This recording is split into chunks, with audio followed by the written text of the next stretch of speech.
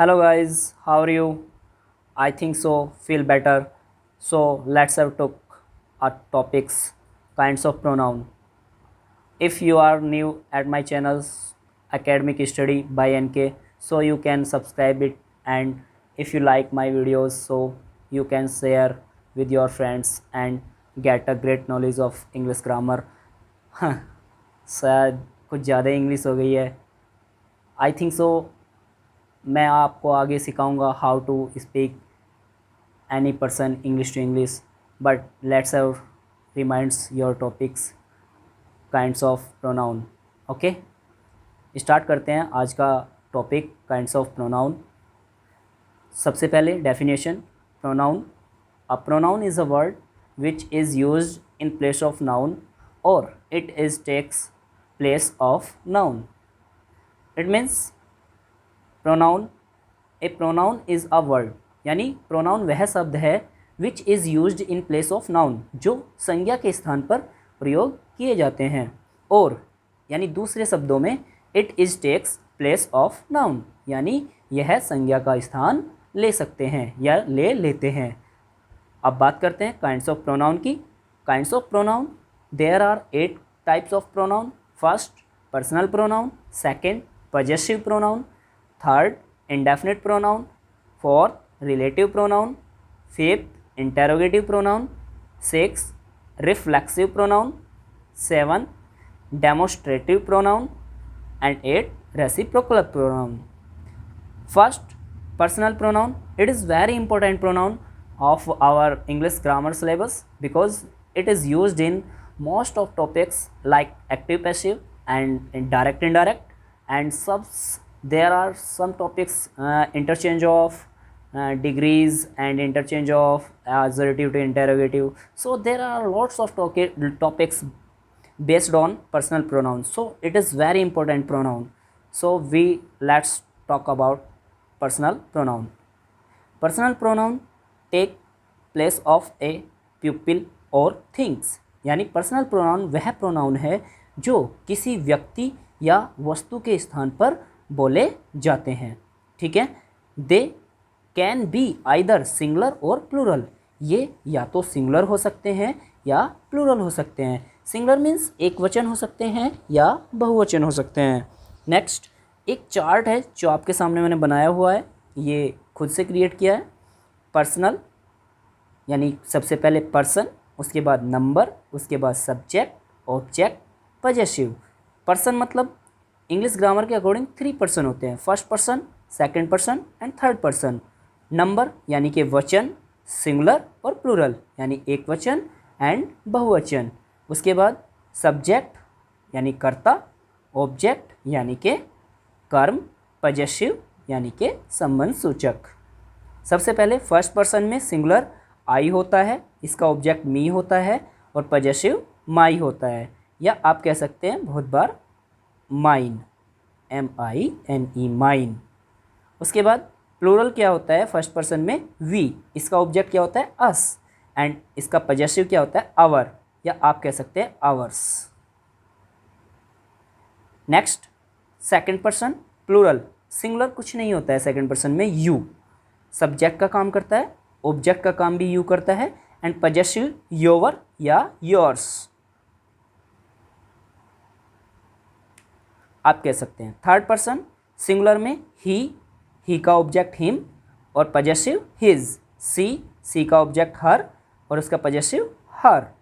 It object होता है और इट्स इसका पजेसिव होता है। और थर्ड पर्सन में प्लूरल जो होता है वो दे होता है, और दे का ऑब्जेक्ट दैम होता है और उनका पजेसिव दियर होता है। सो ये था पर्सनल प्रोनाउन के ऊपर आपका डिस्क्रिप्शन। ये बहुत ही इंपॉर्टेंट पॉइंट्स है पर्सनल प्रोनाउन का, और जिसके बारे में मैंने आपको अच्छे से डिस्क्राइब किया। अगर कोई बच्चा इसका स्क्रीनशॉट लेना चाहता है तो ले सकता है। नेक्स्ट आ जाते हैं possessive pronoun. Possessive pronoun are personal pronouns that also indicate possession of something. It means ये कहता है पजेसिव प्रोनाउन वह प्रोनाउन होता है जो पर्सनल प्रोनाउन की तरह यूज़ होता है, और यह बताता है कि हमारा किसी के साथ क्या संबंध है। यानी पजेशन होता है संबंध, ऑफ समथिंग यानी किसी के साथ संबंध दर्शाता है। एग्जाम्पल माइन यानी पजेसिव प्रोनाउन है, आवर्स पजेसिव प्रोनाउंस है, योर्स पजेसिव प्रोनाउंस है, दियर पजेसिव प्रोनाउंस है, ईटीसी। एग्जाम्पल यानी ये आपके सामने थे, ठीक है। उसके बाद relative pronoun. A relative pronoun refers to a pronoun which are relates to the other pronoun. A relative pronoun जैसे कि नाम से ही क्लियर हो रहा है, रिलेटिव यानी कि संबंध बताना। रिलेटिव मीन्स संबंध, ठीक है। तो relative pronoun are refers to person यानी ए प्रोनाउन यानी किसी प्रोनाउन से क्या संबंध बताता है, which are relates to other pronoun जो दूसरे प्रोनाउन से जुड़े होते हैं।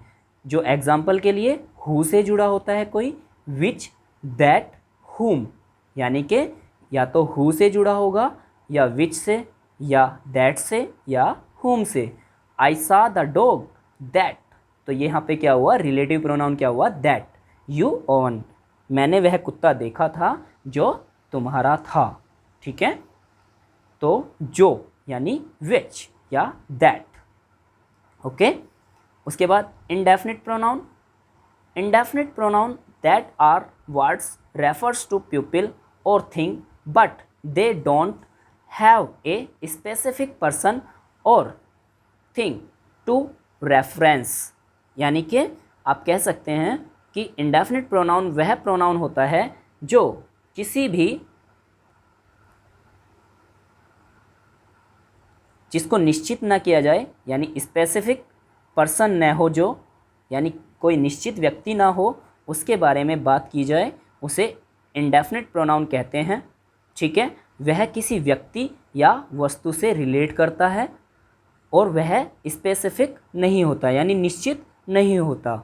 जैसे सम यानी कुछ, एनीवन कोई, एवरीथिंग सब कुछ, समथिंग कुछ कुछ। तो इस तरह से आप कह सकते हैं it is the indefinite pronoun. Next आ जाता है इंटेरोगेटिव प्रोनाउन। इंटेरोगेटिव प्रोनाउन की बात करें तो interrogative pronoun and interrogative pronoun is a word which are used to ask a question. Interrogative pronoun वह होता है जिससे पर्सन पूछने का कार्य होता है। जैसे हु, हुम, हुज, विच, व्हाट यानी ईटीसी। ये क्या हैं, इंडेफिनिट प्रोनाउंस हैं। उसके बाद नेक्स्ट आ जाता है रिफ्लेक्सिव प्रोनाउन।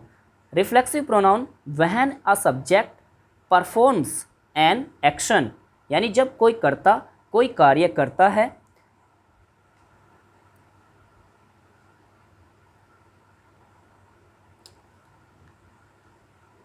ऑन इटसेल्फ यानी खुद से। The sentence use a reflexive pronoun after the verb यानी सेंटेंस में रिफ्लेक्सिव प्रोनाउन का प्रयोग वर्ब के बाद होता है। आप दोबारा से रिवाइज करेंगे, when a subject perform an action on itself, जब कोई भी कर्ता का प्रभाव किसी कार्य के करने पर खुद पर पड़ता है यानी उसी कर्ता पे पड़ता है, तो वह रिफ्लेक्सिव प्रोनाउन होता है। यह सेंटेंस में वर्ब के बाद यूज़ होता है। माई सेल्फ एग्जाम्पल होता है इसका, हिमसेल्फ, देमसेल्फ ये इसके एग्जाम्पल होते हैं। Next demonstrative pronoun. Demonstrative pronoun point out a person और थिंग। डेमोस्ट्रेटिव प्रोनाउन किसी व्यक्ति को या वस्तु को निर्देशित करता है यानी पॉइंट आउट करता है। किन वर्डों से पॉइंट आउट कर सकता है, देयर आर 4 डेमोस्ट्रेटिव प्रोनाउन यानी 4 तरह के डेमोस्ट्रेटिव प्रोनाउन होते हैं। पहला दिस, दूसरा दैट, ये सिंगुलर के लिए यूज़ होते हैं, ये सिंगुलर के लिए यूज़ होते हैं। दोज एंड दीज, ये प्लूरल के लिए यूज़ होते हैं।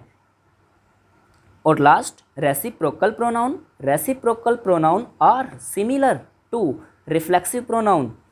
रेसिप्रोकल प्रोनाउन रिफ्लेक्सिव प्रोनाउन के जैसा होता है बट दे यूज़ ग्रुप 2 और मोर यानी ये ग्रुप में प्रयोग किए जाते हैं 2 और 2 से ज़्यादा के लिए। That perform same action with one another, और ये एक दूसरे के साथ सेम कार्य करते हैं। दीज आर ओनली टू, ये केवल दो होते हैं, each other and one another, each other and one another. ये थे आपके टाइप्स ऑफ प्रोनाउन। आपको वीडियो कैसी लगी कमेंट्स में ज़रूर बताना। जिन्हें मेरी वीडियो अच्छी लगती है वो शेयर करें, और अगर आपने अभी तक मेरे चैनल को सब्सक्राइब नहीं किया है तो प्लीज़ सब्सक्राइब कीजिए academic study bye NK। Okay, thank you, all the best.